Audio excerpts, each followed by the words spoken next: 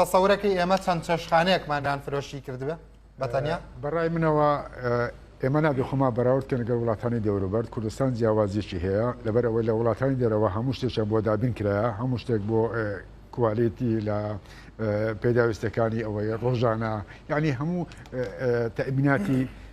شوێنەکە هەمووی بۆ دیارکرا ئەو کاتی لەوانەیە ئەو بە پارێکی کم لەسەر ڕاوەستیەوە بعکسەوە تا تامینات و شت بێ ئوجور لەسەر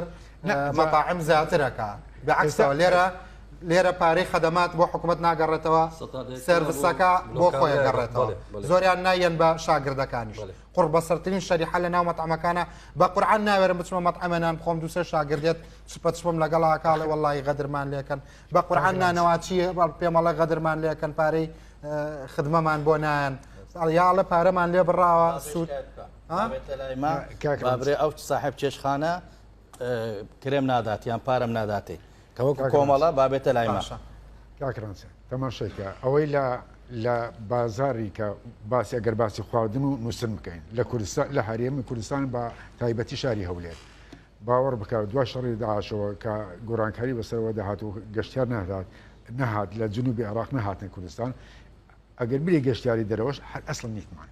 باوەڕ بکە نیتمان بە پەنجەی دەستش ناژمێت ئەگەر باسی ئەواکەم ئەم گرانیەی کە لە راپۆرتەکە جۆت لێبوو ئەوەی کە ئەم مامۆستایی کە دکتۆرای هەیە ئەمە طبیعیە زۆر زیادە ڕوتیدایە لە هەموو شتێک وە زیادە ڕوتیدایە ئەگەر بێ پەیوەندی بە چیەوە ئەم زیادە ڕێ پەیوەندی بە چیەوە پەیوەندی بزانە بەڕێزیان دەرێ بازار ئازاد و دەرێت ئەمە محاسبەی نرخ دەکەن چۆن نرخەیدانە دەچی محاسبەی دەکەن کە باوەزانە بیان 500 بی ئەگەر عفوکە کەدانەکەواتە بازار ئازاد نییە پێ ناگەم لە وەزایی ئێستا جەنابی دەرێ بازار ئازادە مدیر عامی تجارەیە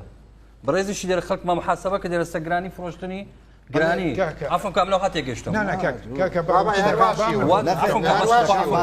جەنابەت ئەوە نرخە چێ دادەنێ لەسەر کەبابی سیاحە ئەوان خۆیان دادەنێ نەکرا کە نرخەک دیاری کرا مەسەلا هەندێک شتێ هەندێک شتێ یعنی ڕادەی ئیستیغلالکردن دەستە دەرێ بەس بە فەقیران دەوێت خواردنی فەلافل ئەو دووە هەیە بس فلافل محاسبة أولاني عمل فلافل نرخ ب 750 زور زي بس 1000 على اساس يا باشا بازار جوره 1500 1000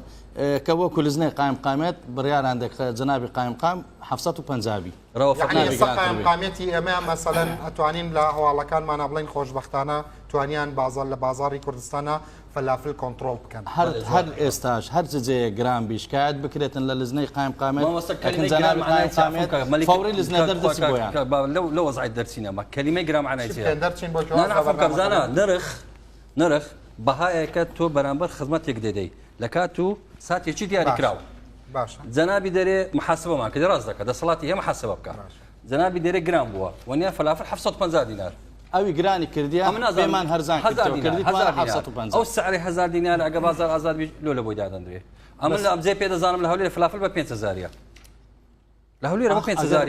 او سياحيه تكلنا بنقول يتدري وني عفمك فلافل سياحي شردبي اما درين جاي مليكان شعبيه كان فلافل كوكو هولير سعر صفقينا بلام اتو دتي لجيك قشتياري دادني سي بنج استيرا قابد لو ديت خواري مع زلاطه وفنجر عمبو وشتانه هم بودين خواري ب 1000 نابي او بلام اما بحثي لفيده كاين لفا ب 750 دوام كاغرانز بالنسبه فندق وشيشخانه كان لسر جراني كز هاتيا لتشخانه قوتيتي اتو معانات تسيا معاناتي ام تشخانه تسيا لو جرانا كا اتو بحثي لبنان وبحثي تركيا وبحثي فرنسا هذا كاين كاكا لبنان تسن مساعدي زي قشتيار كان دكا اما كهرباء مان لسي وحده بيتصل سي وحده ايوا ناويرن بحكومه بلان اي خنا صار خلق تسنزاد لو تسن خلق على رهاور ايوا لبري اويك لكو بنو كان بيكن بهرا رجل الرجان مسؤوليك مدير عامكم نبيني مثلا بيت سر تلفزيون بلاكاك او غدره مكان ايوا حكومه بارتان كري مثلا دعمي تشخانه كان ناكا لفقير وجاركي ورقره اي خنا صار خلق